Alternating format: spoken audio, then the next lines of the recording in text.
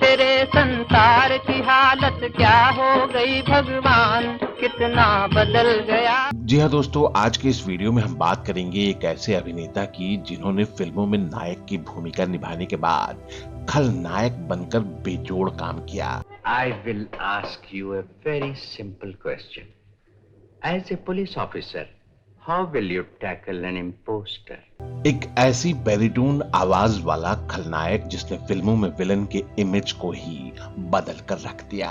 एक बात मत भूलिए डीएसपी साहब, कि सारा शहर मुझे लॉयन के नाम से जानता है। जी हाँ दोस्तों, हम बात कर रहे हैं अभिनेता अजीत की। भूला नहीं देना जी, भूला नहीं देना, ज़माना खराब है। जिनके ऊपर अभिनय का ऐसा जुनून सवार था कि उन्होंने अभिनय करने के लिए अपनी किताबें तक बेच डाली। ऐसा न कहो माँ, जब दिन का उजाला नहीं रहने पाता तो रात का अंधेरा कब तक रहेगा। और उन पैसों से बंबई चले आए थे। कभी घड़ी को कभी नामावर को देखते हैं, कभी घड़ी को कभी नामावर को देखते हैं। लेकिन दोस्तों, क्या आप सोच सकते हैं कि बंबई में अपने संघर्ष के दिनों में सीमेंट से बनी पाइपों में रहना पड़ा था और वहां भी उन्हें रहने के लिए लोकल गुंडों की पिटाई तक करनी पड़ी थी। दिल भर के लिए दिलदार है हम, दुश्मन के लिए तलवार है हम, मैदान में अगर हम। लेकिन उन संघर्षों के बाद जब वो हिंदी सिनेमा में बतौर खलनायक स्थापित हुए, तुम कुछ नहीं कर सकते विजय, और हाँ, तुम्हारी पुलिस की नौकरी तो चली गई। और हिंदी सिनेमा के सिल्वर स्क्रीन पर बतौर खलनायक स्थापित होने के बाद इन्होंने सिल्वर स्क्रीन के खलनायकों की परिभाषा ही बदल डाली। दिल जलों का दिल जला के क्या मिलेगा दिलरुबा। लेकिन दोस्तों, आपकी जानकारी के लिए बता दें कि इनका असली नाम अजीत नहीं था। डार्लिंग, ये सब कुछ मैंने पाटिल साहब से सीखा है। आज मैं जो कुछ हूँ पाटिल साहब की बदौलत हूँ। पहली बार मैं तुम्हारे मुंह से किसी की तारीफ सुन रही हूँ। आज की इस वीडियो में हम जानेंगे कैसे शुरू हुआ इनका फिल्मी सफर। अगर मैं पूछूं जवाब दोगे, दिल क्यों में। हिंदी सिनेमा के सिल्वर स्क्रीन पर नेगेटिव किरदार निभाते हुए भी कैसे इन्होंने 5 दशकों तक बॉलीवुड पर राज किया। इसका मतलब यह है कि वो हमारी हर चाल से वाकिफ है, इससे पहले कि वो कोई और कदम उठाए। जगह के हर निशान को जला दो। लोमड़ी के मुंह से शराफत का राग अच्छा नहीं लगता। काम की बात कर, काम की बात। और कैसे सैकड़ों फिल्मों में अभिनय कर अपनी अलग पहचान बनाई। सरकार का रवैया इस कदर सख्त हो जाने वाला है कि कहीं काले धंधे को सर छुपाने के लिए जगह नहीं मिलेगी।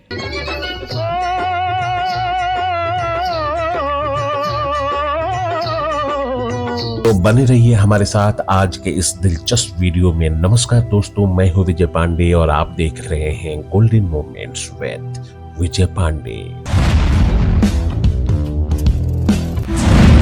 वीडियो में आगे बढ़ने से पहले आप हमारा चैनल सब्सक्राइब करना ना भूलें। जोड़ी छाती वीरों की, यहाँ भोली शक्लें हीरों की, यहाँ गाते हैं रांझे।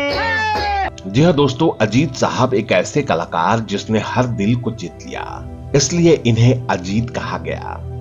इस दिग्गज अभिनेता का जन्म 27 जनवरी 1922 को हामिद अली खान के रूप में हैदराबाद शहर के बाहर गोलकुंडा में ऐतिहासिक किले के पास एक दक्कनी मुस्लिम परिवार में हुआ था।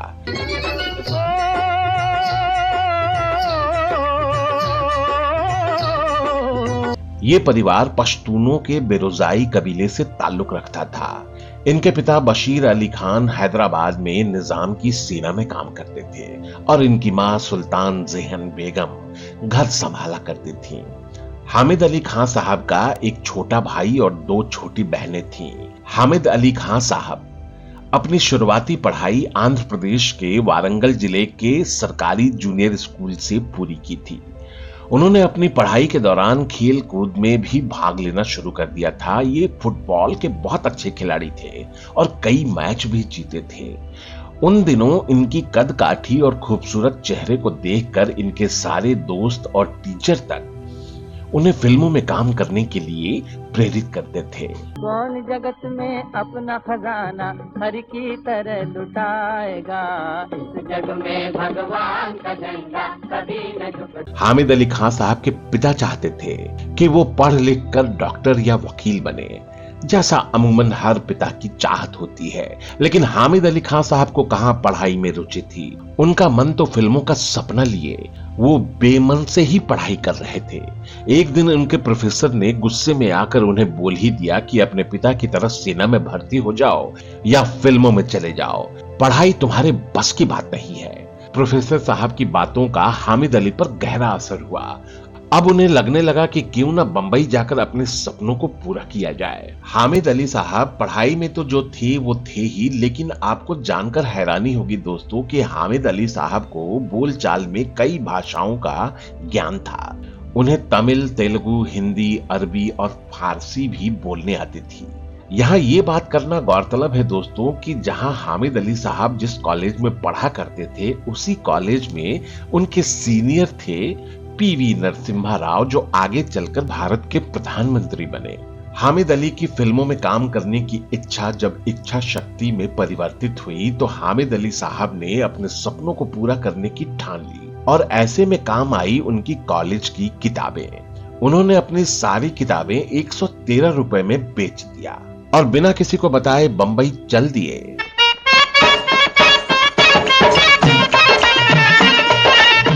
लेकिन जब हामिद अली साहब बंबई पहुंचे तो वहां की चकाचौंध भरी दुनिया से मुखातिब हुए और उनका सिर चकरा गया, क्योंकि जो दुनिया हामिद अली साहब देख रहे थे ये दुनिया उनके सपनों की दुनिया से बिल्कुल अलग थी। यहाँ आकर उन्होंने लोगों से पूछ कर फिल्म निर्देशकों के ऑफिस के एड्रेसेस इकट्ठा किए और उसके बाद उन एड्रेसेस पर वो मिलने जाने लगे। हामिद अली साहब जब निर्देशकों के ऑफिसेज में चक्कर लगाने लगे तब धीरे धीरे उनके पैसे खत्म होने लगे थे।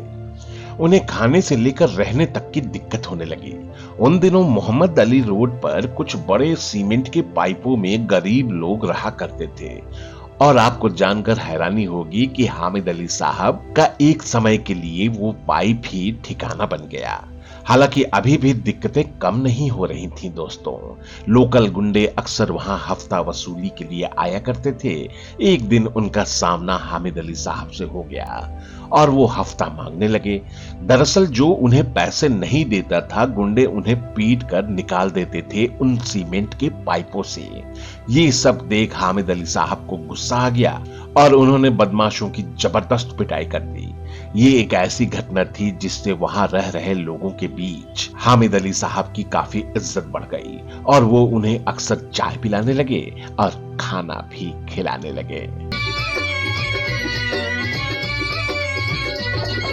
दोस्तों, कठिन संघर्ष के बाद आखिरकार वो दिन भी आया हामिद अली साहब की जिंदगी में जिसका उन्हें इंतजार था। साल था 1945 और उन्हें जूनियर आर्टिस्ट के तौर पर काम मिलना शुरू हो गया। हामिद अली साहब की पहली फिल्म का नाम था कुरुक्षेत्र, जिसके हीरो थे केएल सहगल साहब। उस वक्त उन्हें फिल्मों में काम करने के लिए 3 या 6 रुपए मिले थे। बहुत जल्द उन्होंने अपनी पर्सनालिटी और दमदार आवाज के चलते वो तीसरी रो से पहली लाइन में आकर खड़े हो गए, यानी जूनियर आर्टिस्ट से सीधा हीरो की कतार में। दरअसल एक दिन हामिद अली साहब की मुलाकात फिल्म निर्देशक प्रफुल्ल राय से हुई। तब उन्होंने अपनी कुछ लो बजट की फिल्मों में उन्हें लीड रोल दिया। उन्हीं दिनों उनकी मुलाकात फिल्म स्टूडियो में गोविंद राम सेठी से हुई, जिन्होंने हामिद अली साहब को एक्शन हीरो के रूप में काम दिलवाया। कहा जाता है कि गोविंद सेठी ही इनके जीवन में वो फरिश्ता बनकर आए थे जिन्होंने हामिद अली को विष्णु सिनेटोन नामक फिल्म कंपनी से मिलवाया और इस फिल्म की कंपनी की धार्मिक फिल्में उन दिनों बड़ी मशहूर हुआ करती थी दोस्तों। विष्णु सिनेटोन कंपनी वाले अब एक एक्शन फिल्म बनाने की सोच रहे थे। जब वो हामिद अली खान साहब से मिले तो उनकी पर्सनालिटी से बहुत प्रभावित हुए। उन्होंने अपनी एक्शन फिल्म में उन्हें बतौर हीरो साइन कर लिया और इस तरह उन्होंने अपने करियर का सबसे बड़ा रोल पाया। 1946 में ये फिल्म रिलीज हुई शाहे मिस्र के नाम से। मगर दोस्तों, अभी तक फिल्मों में उनका नाम हामिद अली खान ही था। फिल्म शाहे मिस्र कोई खास सफलता नहीं कर पाई, फिर भी उनके काम की सराहना हुई। हामिद अली खान साहब का नाम काफी लंबा लग रहा था फिल्म में, लोगों की जुबान पर चढ़ नहीं पा रहा था। इसलिए उस वक्त फिल्म मेकर के अमरनाथ ने उन्हें अपना नाम छोटा रखने की सलाह दी। हामिद अली खान साहब के नाम को छोटा करने में सहायता दी निर्माता निर्देशक महेश भट्ट के पिता नाना भाई भट्ट ने हामिद अली खान साहब से कहा कि तुम्हारी कद काठी और पर्सनालिटी को देखकर लगता है कि तुम्हें कोई जीत नहीं सकता, इसलिए तुम अपना नाम अजीत क्यों नहीं रख लेते। और यहां से हामिद अली खान साहब का नाम अजीत पड़ा।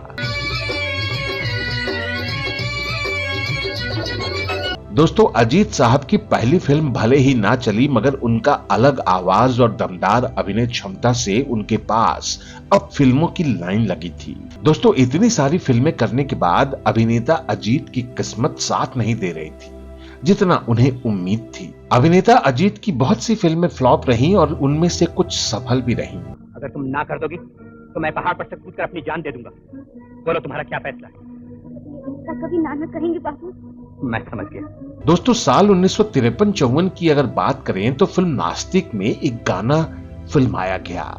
गाने के बोल थे, देख तेरे संसार की हालत क्या हो गई भगवान।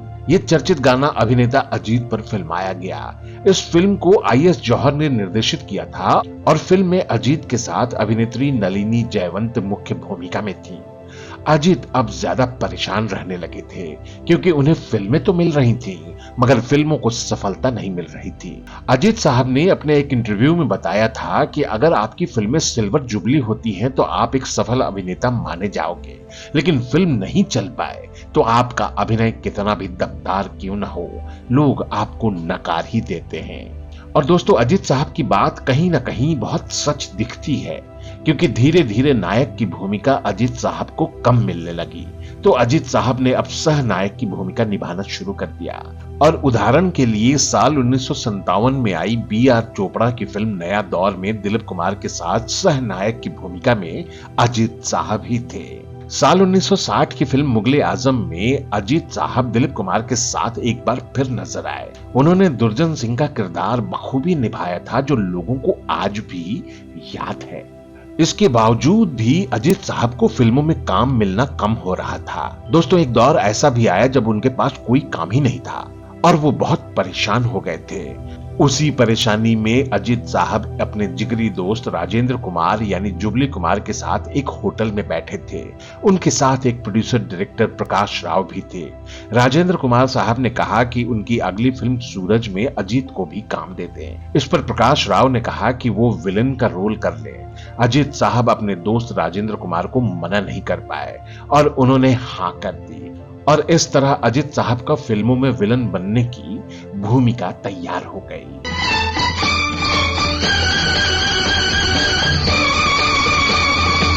और दोस्तों, अजीत साहब को भी ये नहीं मालूम था कि फिल्म सूरज का ये किरदार इनकी लाइफ का वो टर्निंग पॉइंट रहेगा। तुम चाहती हो हम तुम पर मेहरबान हो, हमारा जी भी कुछ यही चाहता है। अजीत साहब का सपना अब पूरा होता दिख रहा था क्योंकि उनकी कई वर्षों से चाहत थी कि उन्हें भी फिल्म में प्रसिद्धि मिले, जो फिल्म सूरज से उनको मिलने लगी। इसके बाद तो दोस्तों अजीत साहब की कई फिल्में आई, जैसे साल 1968 की फिल्म राजा और रंक, साल 1969 की फिल्म प्रिंस, आदमी और इंसान, साल 1970 की फिल्म जीवन मृत्यु, धरती, हीर रांझा और साल 1971 की बात करें तो फिल्म पतंगा, पराया धन, साल 1973 की फिल्म सुल्ताना डाकू। इन सब फिल्मों में अजीत साहब ने अपने अभिनय का जलवा दिखाया। दोस्तों, एक और फिल्म थी, फिल्म का नाम था जंजीर। इस फिल्म को प्रकाश मेहरा ने निर्देशित किया था।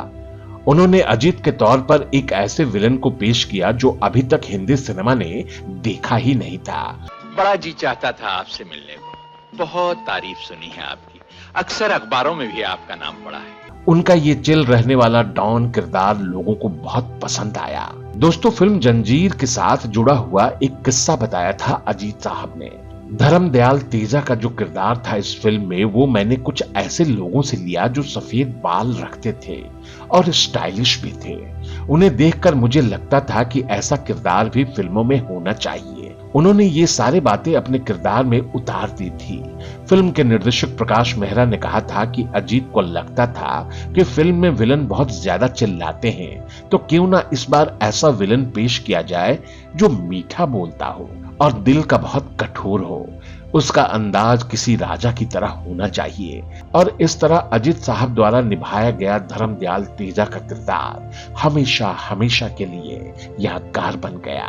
दोस्तों, साल 1976 की सुपरहिट फिल्म काली चरण से उन्हें बहुत लोकप्रियता मिली। इस फिल्म का एक डायलॉग था, सारा शहर मुझे लॉयन के नाम से जानता है। वो बहुत ही मशहूर हुआ।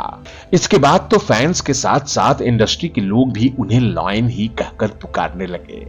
इस फिल्म का निर्देशन सुभाष घई ने किया था और जिस तरह से वो मोना डार्लिंग बोलते थे, ये डायलॉग भी बहुत पसंद किया गया। फिल्मों में काम का सिलसिला कुछ ऐसा चला कि अजीत साहब को फुर्सत ही मिलनी बंद हो गई। साल 1976 से लेकर साल 1980 तक इनकी बहुत हिट फिल्में रिलीज हुई, जैसे जरस, शंकर शंभू, बारूद, जाने मन। साल 1977 की फिल्म चलता पुर्जा, आखिरी गोली, फिल्म हम किसी से कम नहीं। इसके अगले साल भी उनकी बहुत सी फिल्में हिट हुई, जैसे देश परदेश, आजाद, हीरालाल, पन्नालाल।